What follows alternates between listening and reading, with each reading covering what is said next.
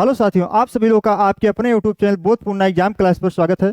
तो आप सभी लोगों को पता होगा कि हम आप सभी लोगों को एसएससी जीडी हिंदी के जो प्रीवियस ईयर में पूछे गए क्वेश्चन है स्टेप बाय स्टेप उन्हीं को हल करा रहे हैं। हमारा जो आज का क्लास नंबर है, क्लास नंबर 13वां क्लास है। यहाँ पर हमने आप सभी लोगों के लिए जो ऑलरेडी जो 12 क्लास हैं वो आप सभी लोगों को हमारे प्लेलिस्ट में मिल जाएगा। वो भी क्या है, प्रीवियस ईयर के ही क्वेश्चन कराए गए हैं जो प्रीवियस ईयर में क्वेश्चन पूछे गए थे। और ये जो हमारा क्वेश्चन है 2025 में अभी जो हिंदी के प्रीवियस ईयर के जो क्वेश्चन पूछे गए हैं उन्हीं को हम करा रहे हैं। डेली जो है टॉप 40 क्वेश्चन हम आप सभी लोगों को करा रहे हैं। जब ये हमारा 2025 का पूरा प्रीवियस ईयर का क्वेश्चन हिंदी का जब हल हो जाएगा तब फिर उसके बाद में 2024 का, 2023 का, यानी हम सभी लोग यहाँ पर 2023 यानी 22 तक 3-4 वर्षों के हिंदी के प्रीवियस ईयर क्वेश्चन को करेंगे। इससे ये पता चलेगा कि जो है क्वेश्चन किन किन टॉपिक से पूछा जाता है, किन किन टॉपिक को हम लोगों को पढ़ना है जिससे हमारा जो है स्कोर सबसे अच्छा हो जाए। तो इन्हीं को ध्यान में रखते हुए सबसे पहले प्रीवियस ईयर क्वेश्चन अति आवश्यक हो जाता है करना। इसलिए आप सभी लोगों को प्रीवियस ईयर क्वेश्चन करना बहुत जरूरी है, जिससे ये पता चल जाएगा कि जो है क्वेश्चन किस तरह का पूछा जाता है, किन किन टॉपिक से आता है, जिससे आप सभी लोग वही जो है टॉपिक पढ़ करके आप सभी लोगों का जो है सबसे अच्छा स्कोर आपके एग्जाम में बन सकता है। और यहाँ पर देखा गया है कि जो प्रीवियस ईयर क्वेश्चन से ही देखा गया है। तो अगर 2025 का ही ले लें तो प्रीवियस ईयर जो हिंदी में जो क्वेश्चन पूछा गया है, आप सभी लोग देखते होंगे, हम बीच में बताते होंगे आप सभी लोगों को कि वही जो है मतलब कि एक ही वर्ष में हिंदी के जो है क्वेश्चन 3-4 बार ही कई क्वेश्चन को रिपीट कर दिया गया है। और पिछले जो वर्ष के अगर आप सभी लोग कर लेंगे पिछले जो वर्ष के क्वेश्चन को, तब तो आप सभी लोग का उसमें से बड़े आराम से आप सभी लोग वैसे ही 20 में 10 क्वेश्चन वैसे ही कर लेंगे बिना पढ़े, केवल प्रीवियस ईयर क्वेश्चन के माध्यम के द्वारा ही। तो इसलिए प्रीवियस ईयर क्वेश्चन को करना बहुत जरूरी हो जाता है। अब हम लोग बिना देरी के हुए अपने क्लास पर चलते हैं और अपने क्वेश्चन पर चलते हैं। यहाँ पर जो पहला क्वेश्चन पूछा गया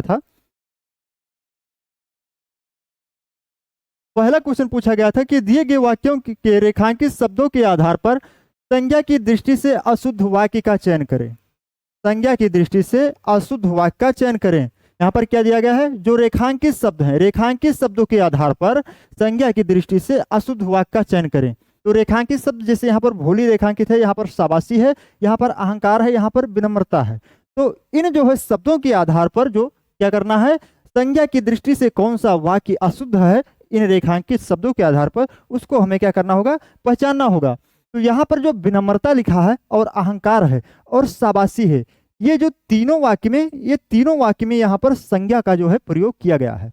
यानी ये तीनों वाक्य में संज्ञा की दृष्टि से जो रेखांकित अंश हैं ये भी सही हैं। यानी ये हमारा वाक्य भी, जो तीनों वाक्य है ये भी संज्ञा की दृष्टि से सही है, क्योंकि विनम्रता एक भाववाचक संज्ञा ही है, अहंकार भी भाववाचक संज्ञा भी है, इसी तरह से शाबाशी भी संज्ञा है। तो यहाँ पर जो सेकंड है, यानी जो सेकंड, थर्ड, फोर्थ, ये तीनों वाक्यों में संज्ञा का प्रयोग किया गया है। लेकिन यहाँ पर लिखा है पहले जो वाक्य में समा तो बहुत ही भोली है, समा तो बहुत ही भोली है। तो यहाँ पर भोली जो है संज्ञा, यानी जो रेखांकित अंश है यानी भोली, ये जो है विशेषण है, यानी विशेषता बताता है किसका, समा का, कि समा कैसी है, भोली है। इसलिए ये जो रेखांकित वाक्य है यानी रेखांकित शब्द है ये हमारा, ये संज्ञा की दृष्टि से अशुद्ध है। तो इसलिए ये वाक्य हमारा संज्ञा की दृष्टि से अशुद्ध हो जाएगा।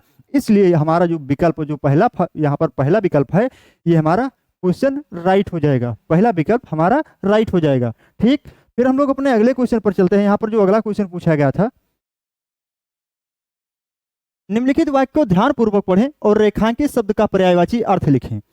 यहाँ पर दिया गया है कि निम्नलिखित वाक्य को ध्यानपूर्वक पढ़ें और रेखांकित शब्द का पर्यायवाची अर्थ लिखें।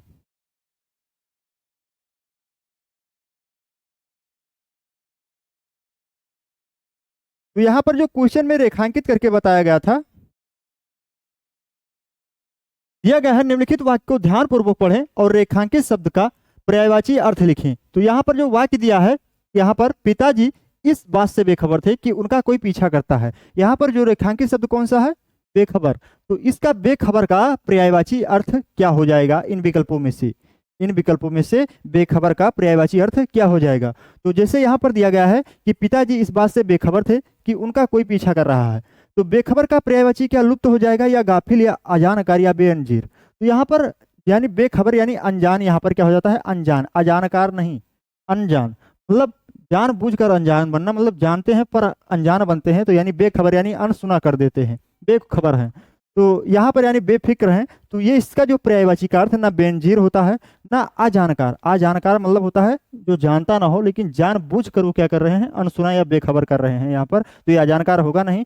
ना लुप्त होगा, लुप्त मतलब गायब हो जाता है, तो ये तो होगा नहीं। यहाँ पर बेखबर का जो पर्यायवाची क्या हो जाएगा, जो ऑप्शन नंबर सेकंड है यानी गाफिल हमारा क्या हो जाएगा, गाफिल हमारा राइट ऑप्शन है। ऑप्शन नंबर सेकंड हमारा गाफिल हो जाएगा, राइट ऑप्शन है। ठीक, फिर हम लोग अपने अगले क्वेश्चन पर चलते हैं। यहाँ पर जो अगला क्वेश्चन पूछा गया था, निम्नलिखित वाक्य को ध्यानपूर्वक पढ़ें और बताएं कि प्रस्तुत विकल्पों में से कौन सा रेखांकित शब्द का विलोम है।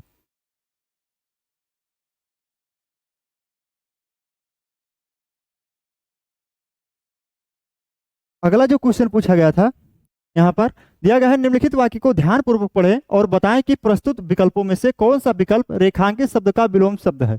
यहाँ पर वाक्य को पहले ध्यानपूर्वक पढ़ना है, फिर उसके बाद में क्या करना है, जो रेखांकित शब्द हैं, जो वाक्य के रेखांकित शब्द हैं, उसका पूछा है विलोम शब्द कौन सा होगा। जैसे लिखा है, इस व्यवहार की मैं निंदा करता हूँ, यानी निंदा जो है रेखांकित शब्द है, तो निंदा का विलोम क्या हो जाएगा, स्तुति या कृतघ्न या दुख या स्तुति। तो यहाँ पर स्तुति तो वर्तनी की दृष्टि से ही अशुद्ध है, तो ये हमारा तो होगा नहीं।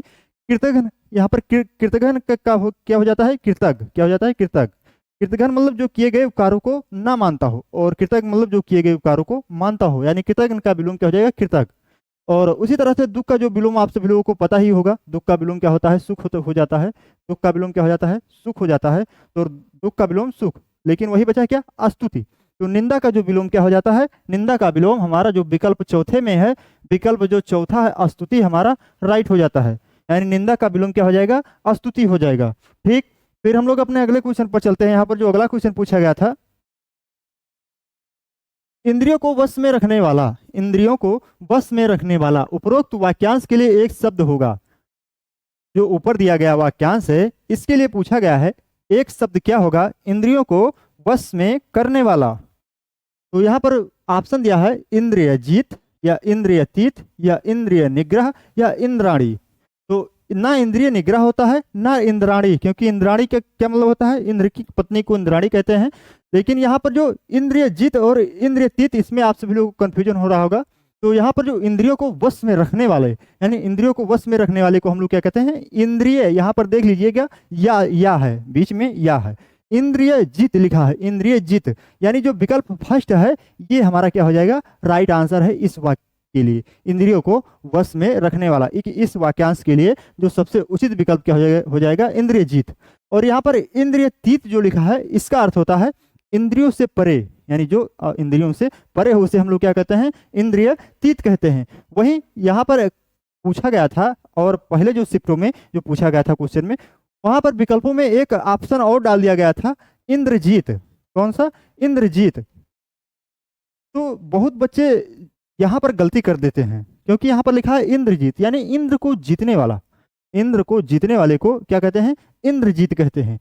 यहाँ पर लिखा रहता है जैसे इंद्रिय जीत, यहाँ पर क्या लिखा है, इंद्रिय, या लगा है, यहाँ पर क्या लगा है, या लगा है, बीच में क्या लगा है, या लगा है। लेकिन यहाँ पर सुनते हैं कि इंद्रजीत यानी इंद्रियों को बस में रखने वाला इंद्रजीत कहते हैं, तो यहाँ पर बच्चे क्या लगा देते हैं, इंद्रजीत। तो इंद्रजीत नहीं होता है, ये इंद्र केवल इंद्र है, और यहाँ पर इंद्रिय है, इंद्रिय यानी आँख कान नाक जो होता है, हमारी जो पांचों इंद्रियां होती हैं, यानी उन इंद्रियों से मतलब है। इंद्रिय को वश में करने वाला इंद्रियजीत होता है, ना कि इंद्रजीत।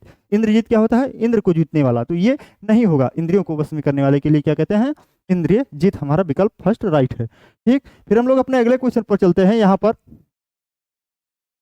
भेड़ चाल होना मुहावरे का सही अर्थ इनमें से क्या होगा। भेड़ चाल होना क्या होगा, इसका सही अर्थ भेड़ के साथ चलना, या भेड़ चराना, या भेड़ पालना, या बिना विचार के अनुगामी होना, या बिना विचार के अनुगामी होना। तो भेड़ चाल होना मतलब भेड़ के साथ चलना है, तो होगा नहीं यहाँ पर, ना भेड़ चराना ना भेड़ पालना। यहाँ पर जो विकल्प चौथा है, बिना विचार के अनुगामी, अनु मतलब पीछे होता है, गामी मतलब चलना, यानी बिना सोचे विचारे किसी जो है भेड़ में चल देना। जैसे कोई बच्चा अगर एसएससी जीडी का फॉर्म फिलअप कर रहा है, तो बगल वाले अगर पड़ोसी देखते हैं तो उनके पिताजी भी कहते हैं आप भी जाओ फॉर्म भर दो, तैयारी करे या ना करे, मतलब वही भीड़ में जो है बच्चे को भी ढकेल दिए। तो यहाँ पर क्या हो जाएगा, वही भेड़ चाल चलना, यानी बिना विचार के अनुगामी होना, यानी बिना विचार के किसी के पीछे या किसी का अनुकरण करना, बिना सोचे विचारी। तो हमारा जो विकल्प चौथा हो जाएगा, सबसे सुइटेबल जो विकल्प है कौन सा हो जाएगा, चौथा हो जाएगा। ठीक, फिर हम लोग अपने अगले क्वेश्चन पर चलते हैं। यहाँ पर जो अगला क्वेश्चन पूछा गया था, निम्नलिखित में से किस वाक्य में एक दूसरे के उचित विलोम शब्द का प्रयोग नहीं है। उचित विलोम शब्द का प्रयोग नहीं है। यहाँ पर 4 वाक्य दिए गए हैं और इनमें से पूछा गया है किस वाक्य में एक दूसरे का जो है उचित विलोम शब्द का प्रयोग नहीं है। तो यहाँ पर किस वाक्य में उचित विलोम शब्द का प्रयोग नहीं है एक दूसरे के, जैसे यहाँ पर लिखा है मैं मौखिक और लिखित दोनों परीक्षा में सफल हो रहा या हो गया। तो क्या हो जाएगा यहाँ पर मौखिक यानी मौखिक का विलोम यहाँ पर लिखित आया है, क्योंकि क्या होता है मौखिक का विलोम लिखित होता है। तो यहाँ पर जो है एक दूसरे का जो है उचित विलोम है, तो ये तो हमारा होगा नहीं, क्योंकि क्या पूछा है एक दूसरे के उचित विलोम शब्द का प्रयोग नहीं है किस वाक्य में, तो इसमें तो है, तो ये तो ऑप्शन होगा नहीं।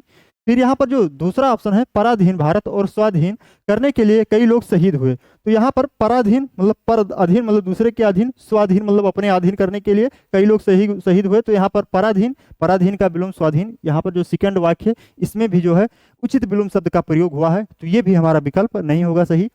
फिर यहाँ पर जो दिया गया है मैं उसका ऋणी अवश्य था परंतु अब उऋण हो गया, तो यहाँ पर जो ऋणी है और यहाँ पर उऋण है, तो इसका जो ऋणी का जो विलोम ऋण इसमें दिया गया है, इसलिए ये विकल्प नहीं होगा। तो यहाँ पर पूछा क्या गया था एक दूसरे का उचित विलोम शब्द का प्रयोग किस वाक्य में नहीं किया गया है, तो यहाँ पर जो चौथा वाक्य दिया है सुधीर नहीं होना चाहिए, धीर व्यक्ति सफल होते हैं, तो यहाँ पर सुधीर, सु मतलब बहुत अच्छा, सु मतलब क्या हो जाता है अच्छा, यानी सुधीर और धीर अगर देखा जाए तो एक दूसरे के क्या है पर्याय ही हैं, ना कि इसके विलोम हैं, क्योंकि धीर का जो है विलोम अधीर होता है ना कि सुधीर। तो यहाँ पर ये इस वाक्य में जो चौथा वाक्य है यानी चौथे विकल्प जो हमारा राइट हो जाएगा, क्योंकि इसमें विलोम शब्द का उचित प्रयोग नहीं हुआ है, इसलिए हमारा राइट विकल्प चौथा ही हो जाएगा, यानी आंसर जो चौथा है हमारा राइट हो जाएगा। ठीक, फिर हम लोग अपने अगले क्वेश्चन पर चलते हैं। यहाँ पर जो अगला क्वेश्चन पूछा गया था, निम्नलिखित में से किस पदार्थ का नाम स्त्रीलिंग में होता है, निम्नलिखित में से किस पदार्थ का नाम स्त्रीलिंग में होता है। तो आप सभी लोगों को ये ध्यान रखना होगा, क्योंकि ये जो है ये क्वेश्चन कई बार जो है एसएससी जीडी में घुमा फिरा के पूछा गया है, क्योंकि जो सभी पदार्थ होते हैं किसमें होते हैं पुल्लिंग होते हैं, लेकिन उसमें से एक पदार्थ है जो कौन सा है चांदी, चांदी ऐसा पदार्थ है जो क्या है सदैव और सदैव स्त्रीलिंग में होता है। तो ये आप सभी लोगों को ध्यान रखना होगा, और ये क्वेश्चन घुमा फिरा के तमामों एग्जामों में ये क्वेश्चन पूछा गया है। तो यहाँ पर जो राइट विकल्प इसका कौन सा हो जाएगा, सेकंड हो जाएगा, यानी ये जो चांदी है एक स्त्रीलिंग यहाँ पर शब्द है। ठीक, फिर हम लोग अपने अगले क्वेश्चन पर चलते हैं। यहाँ पर जो अगला क्वेश्चन है,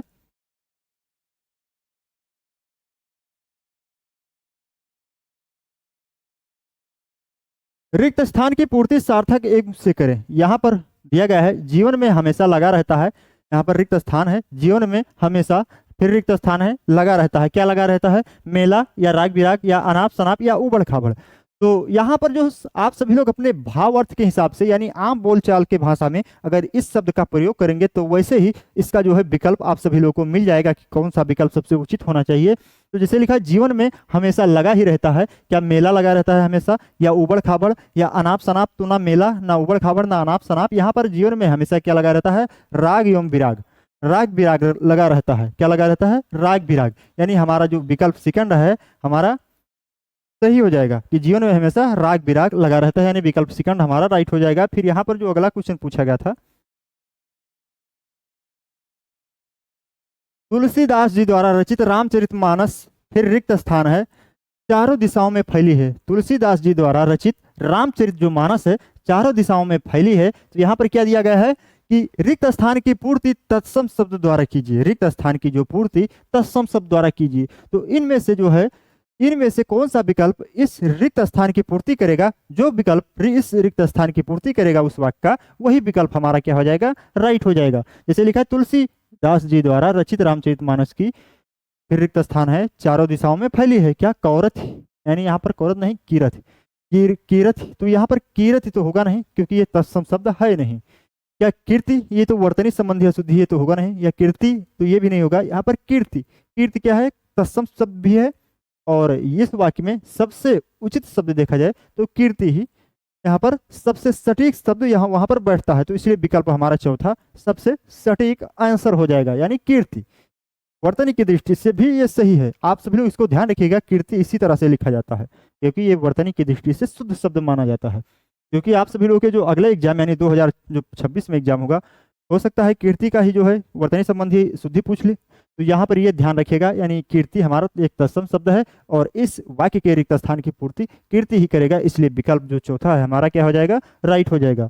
ठीक, फिर हम लोग अपने अगले क्वेश्चन पर चलते हैं। यहाँ पर जो अगला क्वेश्चन पूछा गया है, दिए गए वाक्य के अशुद्ध भाग का चयन करें। दिए गए वाक्य के अशुद्ध भाग का चयन करें। जैसे यहाँ पर लिखा है, वाक्य दिया है, सभी विद्यार्थियों अपनी अपनी पढ़ने की किताबें निकालो। सभी विद्यार्थियों अपनी अपनी पढ़ने की किताबें निकालो। तो इस वाक्य में अशुद्ध भाग का या अशुद्ध जो है खंड का चयन करना होगा कि कौन सा खंड यहाँ पर या कौन सा भाग इस वाक्य का गलत है। क्या निकाले गलत है, या अपनी अपनी, या पढ़ने की किताबें, या सभी विद्यार्थियों। तो यहाँ पर जो ऊपर के जो तीनों विकल्प है, निकालें, अपनी अपनी और पढ़ने की किताबें, तो ये जो है शुद्ध भाग है, शुद्ध भाग है किसके, वाक्य के। लेकिन यहाँ पर जो लिखा है सभी विद्यार्थियों, तो यहाँ पर ये अशुद्ध क्यों है, क्योंकि यहाँ पर जो लिखा है सभी विद्यार्थियों अपनी अपनी किताब निकालो। तो यहाँ पर अगर हम सभी लोग लिख दें कि सभी विद्यार्थी, क्या लिख दें, सभी विद्यार्थी,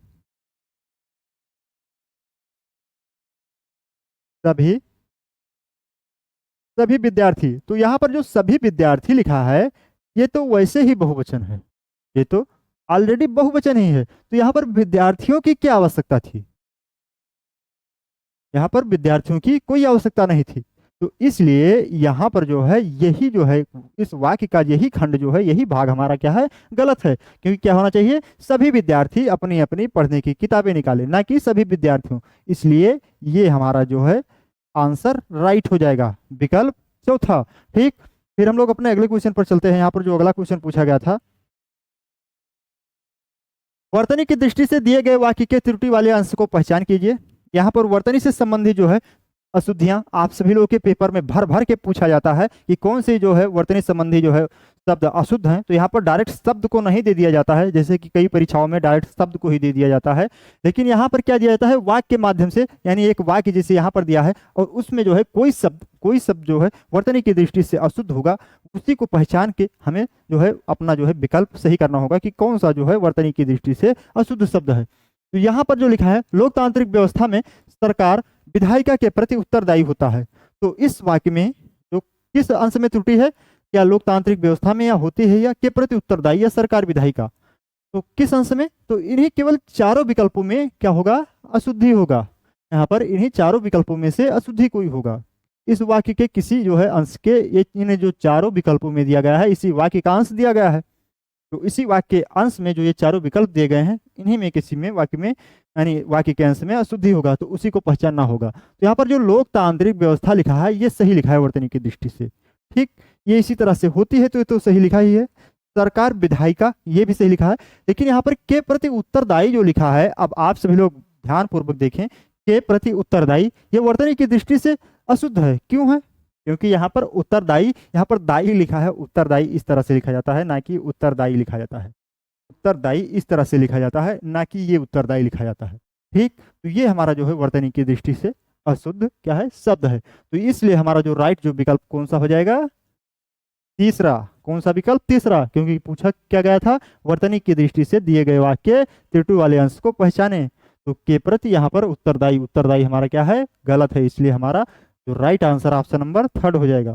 ठीक, फिर हम लोग अपने अगले क्वेश्चन पर चलते हैं। यहाँ पर जो अगला क्वेश्चन पूछा गया है, जो किए जाने योग्य हो, जो किए जाने योग्य हो, इसके लिए उपरोक्त वाक्यांश के लिए एक शब्द का चयन कीजिए। जो किए जाने योग्य हो उसके लिए क्या होगा, क्या कर्षित, या करणीय, या कर्षणीय, या अनुकरणीय।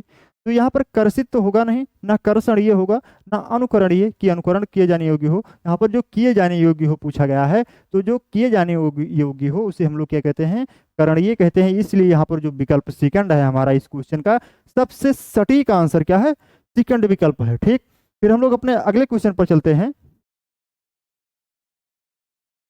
अगला जो क्वेश्चन है, निम्नलिखित वाक्य में वर्तनी संबंधित त्रुटि की पहचान कर शुद्ध वाक्य का चयन करें।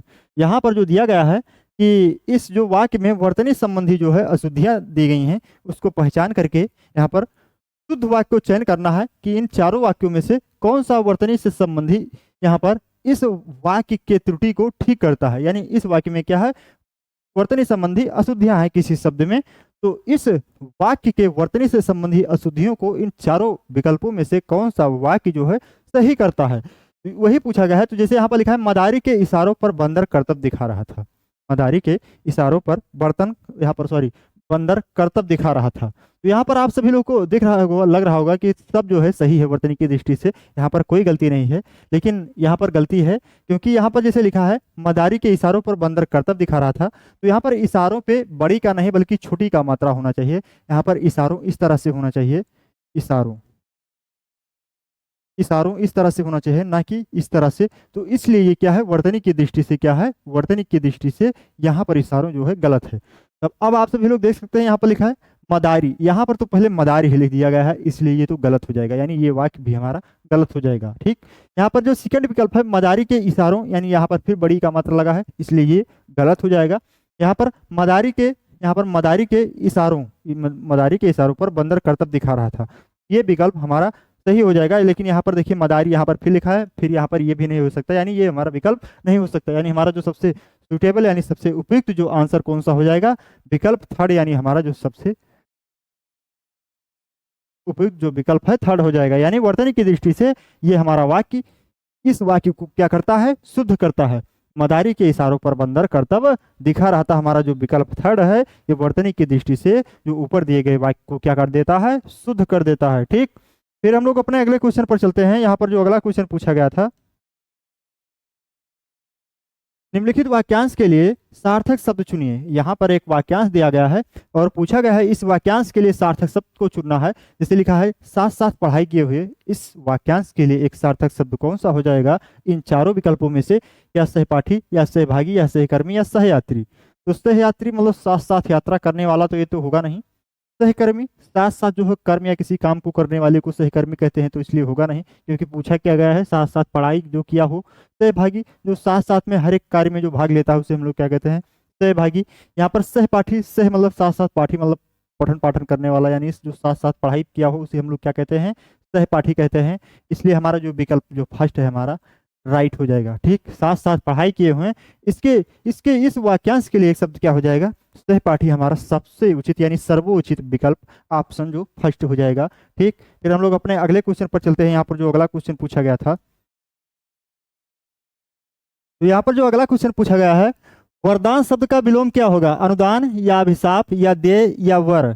तो यहाँ पर वरदान शब्द का विलोम क्या हो जाएगा, जैसे यहाँ पर जो चौथे विकल्प में दिया गया है वर, तो वर, वर का जो है दो भाव, यानी यहाँ पर वर का जो है दो भाव निकलता है। तो यहाँ पर जो वर का जो है एक विलोम क्या हो जाएगा, यहाँ पर वर का विलोम क्या हो जाएगा, साप। यहाँ पर विलोम जो पूछा गया है, एक वर का जो है विलोम क्या हो जाएगा, साप हो जाएगा। इसी तरह से यहाँ पर जो देय का विलोम है, देय का विलोम क्या हो जाएगा, यहाँ पर अदेय हो जाएगा। देय का विलोम क्या हो जाएगा, अदेय। और यहाँ पर जो है अनुदान का जो विलोम हो जाएगा, अनुदान का विलोम यानी किसी को कुछ देना, और यहाँ पर अनुदान का विलोम क्या हो जाएगा, प्रतिदान, यानी किसी से कुछ प्राप्त करना, यानी क्या हो जाएगा, इसका विलोम प्रतिदान हो जाएगा। तो उसके बाद में यहाँ पर बचा कौन सा ऑप्शन, ऑप्शन जो सेकंड है कि वरदान का जो विलोम क्या हो जाएगा, तो वरदान का विलोम क्या हो जाएगा अपना अभिशाप, यानी जो विकल्प जो है हमारा सेकंड हो जाएगा, ये सर्वोचित उचित विकल्प सेकंड हो जाएगा। यानी सबसे सही जो विकल्प यानी सबसे सटीक जो विकल्प है वरदान का जो विलोम पूछा गया था क्या हो जाएगा, अभिशाप हो जाएगा। तो यहाँ पर फिर जो अगला क्वेश्चन पूछा गया है, अगला जो क्वेश्चन है ये गद्यांश से संबंधित क्वेश्चन है। गद्यांश से एसएससी जीडी के जो प्रत्येक शिफ्ट में एक गद्यांश पूछा जाता है, उस गद्यांश से 5 क्वेश्चन पूछे जाते हैं, चाहे वो रिक्त स्थानों की पूर्ति करना हो उसमें, या गद्यांश से जो है 5 क्वेश्चन दिए गए हों या उसको जो है हमें करना हो। तो सबसे अधिकतर में देखा जाता है कि गद्यांश के जो है रिक्त स्थानों की पूर्ति, यानी एक गद्यांश में कुछ रिक्त स्थान यानी खाली स्थान को छोड़ दिया जाता है, उसको जो है पूर्ति जो क्वेश्चन के माध्यम से यानी क्वेश्चन के जो विकल्प दिए गए रहते हैं उसके माध्यम से आप सभी लोगों को उसकी पूर्ति करना होता है। लेकिन यहाँ पर जो दिया गया है ये गद्यांश है, इसमें जो है कोई रिक्त स्थान नहीं है, और गद्यांश के भावार्थ से आप सभी लोगों को यहाँ पर क्या करना होगा, इस विकल्प को जो है जो सर्वोचित विकल्प होगा उस विकल्प का चयन करना होगा। लेकिन यहाँ पर जो है दिया गया है इस जो एसएससी जीडी में जो गद्यांश पूछा जाता है, इस एसएससी जीडी के गद्यांश के जो क्वेश्चन में इस तरह से बहुत सिंपल गद्यांश होता है, क्योंकि अगर आप सभी लोगों को इस गद्यांश का भावार्थ भी नहीं पता होगा तब भी आप सभी लोगों का जो विकल्प आप सभी लोग इसमें से निकाल लेंगे बड़े आसानी से। तो जैसे यहाँ पर दिया गया है, पूछा गया है कि गद्यांश, पहले देखिए यहाँ पर लिखा है गांधी जी ने दोनों को प्रत्यक्ष को अप्रत्यक्ष, यानी दोनों को किसको, प्रत्यक्ष को अप्रत्यक्ष, और दृश्य को अदृश्य, और यहाँ पर बड़ा, यहाँ पर क्या होना चाहिए, बाह्य, यहाँ पर बड़ा लिखा है बाह्य को अंदर से, यानी बाह्य को अंदर से जोड़कर भारतीय अनुभव को पूरी समग्रता से जीने का प्रयास किया। उन्होंने बाह्य को सिर्फ इसलिए नहीं नकारा कि वो हमारे जीवन का सांसारिक पहलू है, ना ही वह अदृश्य से सिर्फ इसलिए सम्मोहित हुए कि उसमें सब कुछ शाश्वत यानी जो हमेशा रहने वाला और पवित्र है, बल्कि उन्होंने समूचे यानी संपूर्ण भारतीय यथार्थ को एक अखंडित सत्य की तरह स्वीकार किया। वो हमारे परोक्ष को प्रत्यक्ष से, हमारे विश्वास को व्यवहार में बदलना चाहते थे ताकि हम इतिहास में अपने गौरव और अपनी शर्तों पर जी सकें। वो अपने प्रयास में असफल नहीं हुए, हम ही उनकी संभावनाओं तक पहुंचने में असफल रहे, किंतु जो विकल्प उन्होंने सुझाया था वो आज भी उतना जीवित और गौरवपूर्ण है जितना पहले था। वो भारतीय संस्कृति का स्वप्न है जिससे आज जो है समूची जो मानव जाति की नियति जुड़ी है।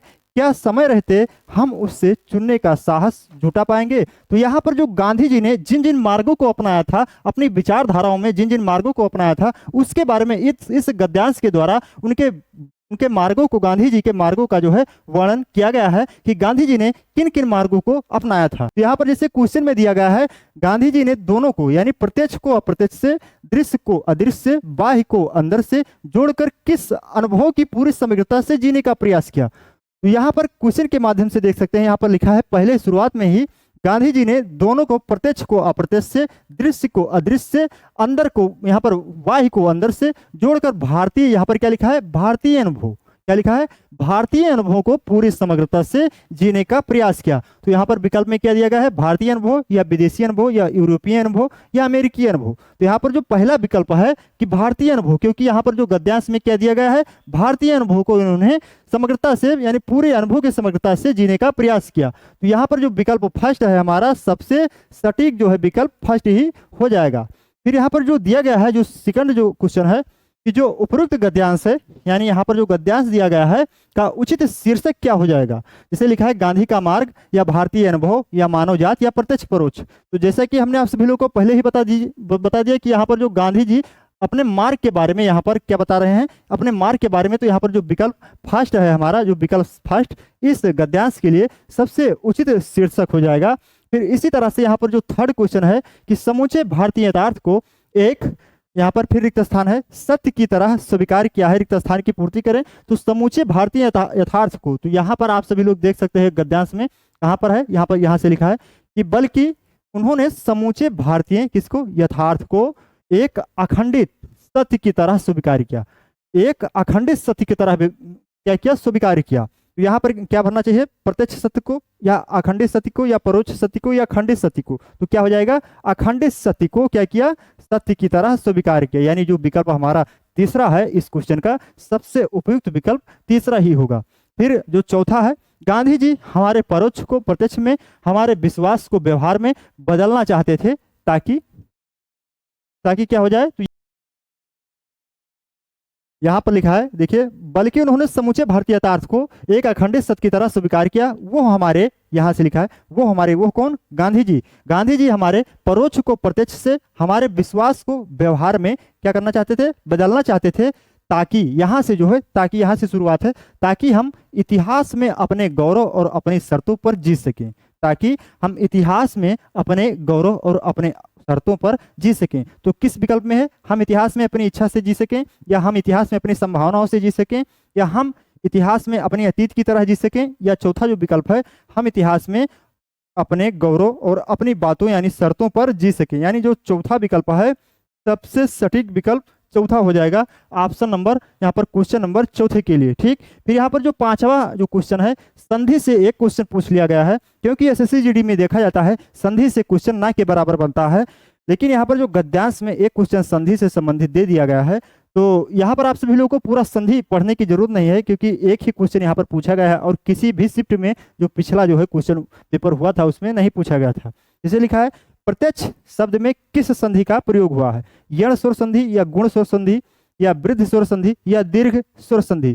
तो प्रति अक्ष, यहाँ पर अगर इसका संधि करेंगे, यहाँ पर संधि यानी संधि विच्छेद करेंगे इसका, तो प्रतिधन अक्ष क्या हो जाएगा, प्रतिधन अक्ष। तो यहाँ पर जो पहला शब्द है, यानी पहले शब्द का, यहाँ पर पहले शब्द का अंतिम वाला वर्ण, यानी अंतिम वाला वर्ण क्या हो जाएगा, छोटी। और यहाँ पर जो लास्ट वाला शब्द है, यानी प्लस के बाद का जो संधि के यहाँ पर बाद का वाला शब्द है, इसका जो है पहला वर्ण, यानी पहला वर्ण क्या हो जाएगा, आ। यानी यहाँ पर अगर इन दोनों वर्णों को मिला दें, ई और छोटा आ को, तो या बन जाता है। तो इसकी पहचान है, एक इसकी पहचान है यण संधि की। अगर किसी संधि के बीच में या अलावा अगर आ जाए तो वहां पर क्या हो जाता है, यण संधि हो जाता है। तो यहाँ पर कौन सा विकल्प सही हो जाएगा? फर्स्ट, यानी यहाँ पर कौन सा विकल्प सही हो जाएगा? फर्स्ट, यण संधि इसमें होगा। ठीक, फिर हम लोग अपने अगले क्वेश्चन पर चलते हैं। यहाँ पर जो अगला क्वेश्चन पूछा गया है कि राजा ने भिक्षु को अपने यहाँ दिया रिक्त स्थान है, ये रिक्त स्थान की पूर्ति किन शब्दों से करना है? तत्सम शब्द के द्वारा रिक्त स्थान की पूर्ति करना है। राजा ने भिक्षु को दिया, क्या दिया? तो यहाँ पर तत्सम शब्द द्वारा लेकिन जो है यहाँ पर रिक्त स्थान की पूर्ति करना है। तो आसरा, तो आसरा जो है एक तद्भव शब्द है, तो ये तो होगा नहीं कि राजा ने भिक्षु को अपने यहाँ दिया, तो ये नहीं होगा।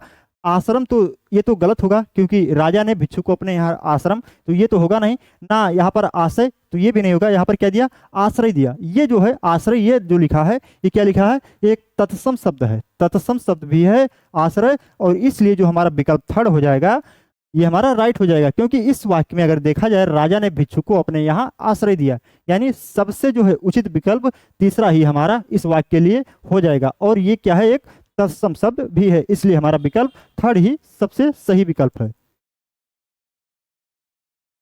फिर यहाँ पर जो अगला क्वेश्चन दिया गया है, रेखांकित शब्द के स्थान पर सर्वोचित विकल्प चुनिए। रेखांकित शब्द के स्थान पर सर्वोचित विकल्प चुनिए। यहाँ पर जो है रेखांकित शब्द गंध आप सभी लोग के पेपर में करके दिया गया था, गंध को ही रेखांकित पूछा गया था। तो यहाँ पर इसे लिखा है, वाक्य दिया गया है, गुलाब का कोई भी नाम रख दो गंध ही देगा।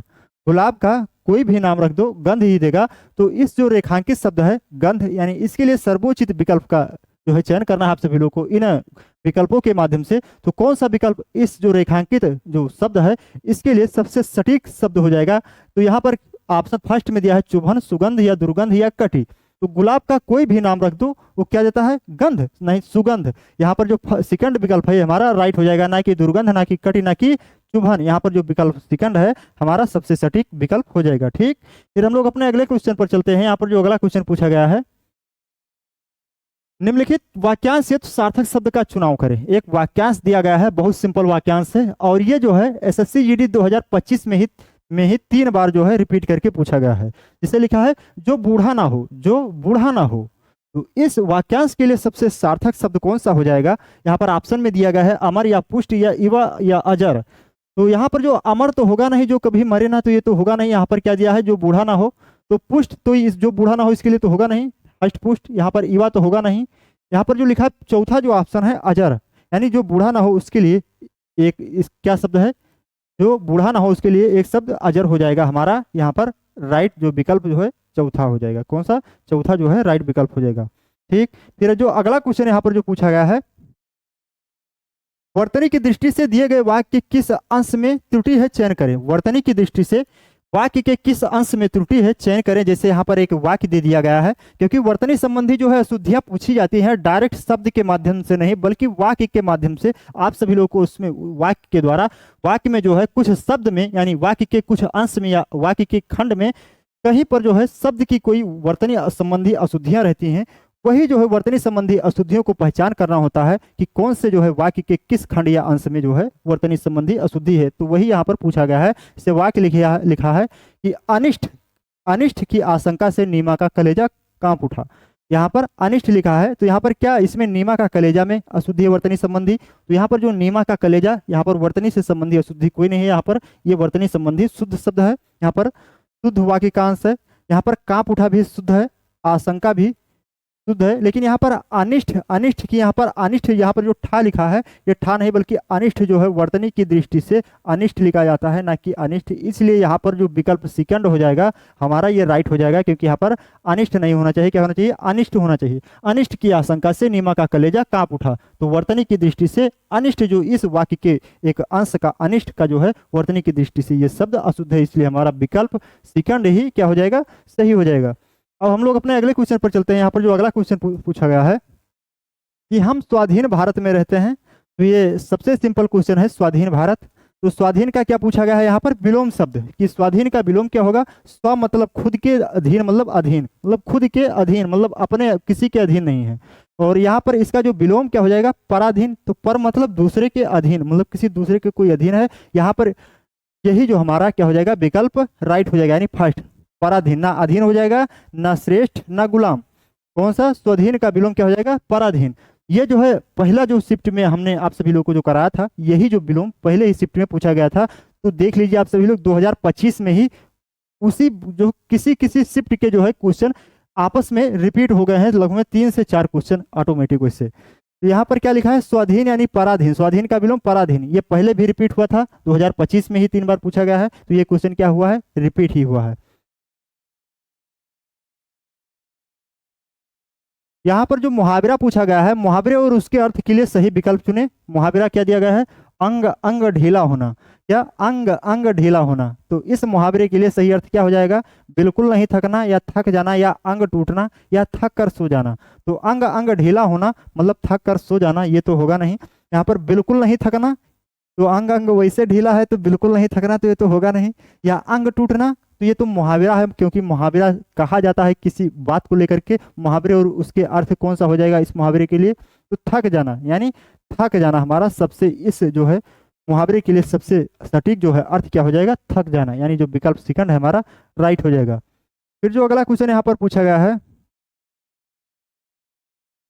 वह बच्चा सामने जा रहा है जिसने तुम्हारी किताब फाड़ दी थी। वह बच्चा सामने जा रहा है जिसने तुम्हारी किताब फाड़ दी थी।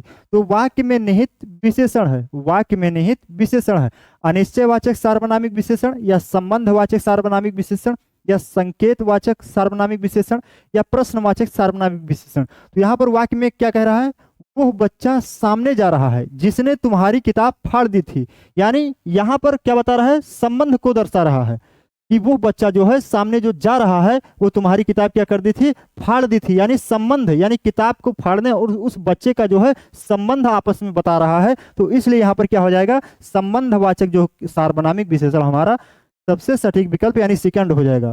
ठीक, फिर हम लोग अपने अगले क्वेश्चन पर चलते हैं। यहाँ पर जो अगला क्वेश्चन पूछा गया है कि निम्नलिखित वाक्य में वर्तनी संबंधी त्रुटि की पहचान करें। निम्नलिखित वाक्य में वर्तनी संबंधी त्रुटि की पहचान करें। जैसे वाक्य दिया गया है, चौपाल पर पिताजी गांव के बड़े बूढ़ों के साथ हुक्का पीते थे। तो इस वाक्य में आप सभी लोगों को कोई गलती नहीं लग रहा होगा, क्योंकि ऐसा लग रहा होगा कि ये पूरा वाक्य सही है, लेकिन गलत है। तो कौन सा जो है इस वाक्य में कौन सी गलती है, इस वाक्य किस अंश में वर्तनी संबंधी अशुद्धि है, क्या पिताजी में है, या बड़े बूढ़ों में है, या हुक्का पीना, या चौपाल में। तो किसमें वर्तनी संबंधी अशुद्धि है, तो यहाँ पर जो फर्स्ट जो विकल्प है ये पिताजी से राइट लिखा है, लेकिन यहाँ पर हुक्का जो है ये भी राइट लिखा है, चौपाल भी राइट लिखा है, लेकिन यहाँ पर क्या लिखा है, जो विकल्प सेकंड है लिखा है बढ़े बढ़े बूढ़ों, बढ़े बूढ़ों। यहाँ पर क्या होता है, बड़े बूढ़ों, ना कि बड़े बढ़े बूढ़ों। तो इसलिए ये जो है वर्तनी संबंधी यहाँ पर क्या है, अशुद्धियां हैं, क्योंकि क्या लिखा जाता है, बढ़े बड़े बूढ़ों, यहाँ पर क्या लिखा है, बड़े बूढ़ों। तो इसलिए ये जो हमारा वर्तनी संबंधी यहाँ पर इस वाक्य के अंश में त्रुटि है, इसलिए हमारा जो राइट विकल्प क्या हो जाएगा, सेकंड, क्योंकि पूछा क्या गया था, वाक्य में वर्तनी संबंधी त्रुटि की पहचान करें। तो वर्तनी संबंधी त्रुटि किसमें है, बड़े एवं बूढ़ों में वर्तनी संबंधी त्रुटि है। ठीक, फिर यहाँ पर जो अगला क्वेश्चन पूछा गया है,